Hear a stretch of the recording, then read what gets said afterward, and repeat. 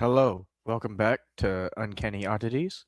Tonight we are going to be talking about sea exploration. So, a long time ago, we had galleons and, well, even before galleons, we had little sailboats and stuff like that. Then we moved on to galleons and bigger ships, and eventually we got steam power where they shovel the coal into the ship, and now we've got electric and everything else. We have gone very far in our terms of sea exploration. But what I'm curious about that I would like to try and focus on with this episode tonight is why did we ever go to space? I mean, I get it, space. We wanted to explore that too, and, thought it was interesting. But why did we go to space when there's still so much left to explore in the oceans? It's like when you're doing a puzzle. Do you just, well, I guess you kind of do jump all over the place. That's probably a bad example. But I'm sure you get what I'm trying to say. Like, why would we leave this planet and go into outer space when there's still so much more to explore on this planet? And another thing that I've always thought was very interesting was like we go to this planet and we go into outer space. We're able to find a way to break through our atmosphere and leave the planet. We got all this crazy technology, all this fancy stuff, but you mean to tell me that we cannot figure out how to go deeper into the ocean and survive that water pressure? Because if we can survive the pressure of breaking through our atmosphere to get into outer space, then I find it very difficult to believe that we can't find a way or some sort of technology to survive deep down in our oceans. And I wonder if maybe the stuff in our oceans would lead to revealing secrets about ancient civilizations. And maybe that's why we don't want to explore the oceans. Maybe exploring the oceans would teach people too much about things that they don't want us to know about. Maybe the oceans contain secrets leading to our past technology and a bunch of the stuff that they were using back during the times of ancient Egypt and Atlantis and stuff like that. Maybe that's why they don't want us to explore the oceans any more than we do, is because they're afraid of what they might find. There could even be a kraken down there. I mean, we got giant squid. Those are real. So the kraken might just be based on a giant squid, of course. Who knows? But even if it was, the kraken was likely like the king of the giant squid. And there were so many stories about the kraken that I believe has got to be out there somewhere. And some people may not believe that anything could exist, that deep down in the ocean because of the pressure of all that water pressing down on it, and that's why they say, supposedly that's why they claim that we can't travel that far down in the ocean. And the stuff that they have put out there, like that vessel that they were controlling with the, what was it, a video game controller, they did, like, remote piloted one, and it got crushed by the water pressure. That was a bit much, but I see why they did that. But my thing is, that was just a private, rich person with some money and a curiosity in them.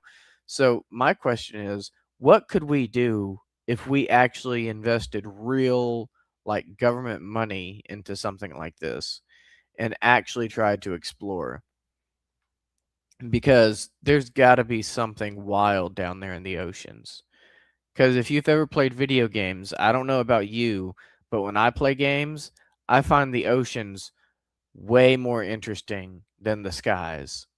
Because, the skies, outer space, whatever, yeah, you could, like, outer space is just a whole bunch of nothing. Like, there's stars, there's other planets, asteroids. I get all that.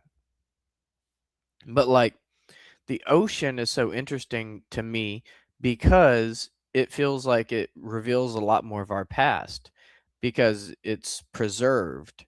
And like the Titanic, you can still go and, I don't know exactly where it is or if it's even still there, but they may have cleaned it up. But I think I've heard that you can actually still go on a like Titanic cruise ships, obviously, but I've heard that there's actually a place where you can go and explore the actual Titanic, like the wreckage and the remains. I don't know if it's legal, but I've heard it's out there somewhere. Like you can, try to go explore it because they found some really strange stuff on there. And they said it gives people a very strange feeling because it's such a liminal space. Because it was supposed to be like a cruise ship, you're supposed to go on your cruise and then come back home. But now they got all this stuff on there, like, ancient passengers and stuff like that, that's just there forever. Now, another thing that I find interesting about the ocean is all the stories of ghost ships. A lot of times they talk about stories of ghost ships, like, finding a ship in the fog and, during bad weather and stuff, like we mentioned with the Flying Dutchman, recently. So, what I was wondering is there was an episode of a TV show called Supernatural, my favorite, of course, and they had an interesting take on their ship. Now, I don't think they ever gave their ghost ship a name in this episode, or if they did give it a name, I don't remember which one it was. But I think it was just a basic generic ghost ship. Okay. So what they did is they actually said that the ghost ship would curse people. Okay, they said that whenever someone looked at the ship, it would curse you, and eventually it would kill you. Like you would die a very painful death from the ship. So what they did is in the episode is they saw the ghost ship. So obviously they had to take care of it. And with it being a ghost ship, obviously they were cursed by a ghost. So what happened is they had to, get the remains of the ghost and burn it because that's how you get rid of a ghost. You got to burn the remains. So, anyways, after they did all that, they were able to, protect themselves. But it was very interesting because what would happen is people would see this ghost ship and they would die. But here's the thing, they weren't sailors. They didn't see this ghost ship out on the ocean. Here's the plot twist. They were seeing this ghost ship from land. Like a guy was jogging down the pier one day and when he saw the ghost ship and but here's the thing, they drown on dry land. They literally choke to death and drown on dry land. And that was the thing that was very interesting was they would see this ghost ship and it cursed them even on dry land. Like they weren't sailors, they weren't going out and, exploring the oceans or anything like that. They were on dry land like you or me right now. And that was one thing that really stood out about this one is, most ghost ship stories, they talk about going out to the ocean, the weather gets really bad, and then you see a ship out in the distance, out in the fog or whatever. And then next thing you know, you're in a really bad storm, and it usually doesn't end well for you. But another thing, like we were talking about the other day with the Flying Dutchman, is, a lot of these stories about ghost ships are, they talk about things like, you see the ship and no one lives to tell the tale. But if no one lives to tell the tale, then how does the tale get told? And that is one reason why some ghost ships can be a little confusing and like, why are we believing in this? How is this even a story? If everyone who's ever seen a ghost ship dies, then how do they get around to tell us the story of their experience? So some of it can be a little silly, but it's still interesting to think about, I think. And that's where the pirates come in because, a lot of violence can happen out on the oceans, especially when pirates get involved. I love pirates, but, I'm not going to deny what they are. But, it's interesting because when people die out on the ocean, a lot of times their bodies will just, fall into the ocean and sink to the bottom. So there are probably a lot of ghosts out on the ocean. if you believe in ghosts and spirits and that kind of thing, then I think there would likely be a lot of haunted waters out there. Let's put it that way. And as a result, that might be where the ghost ships come in. I do think ghost ships might be real.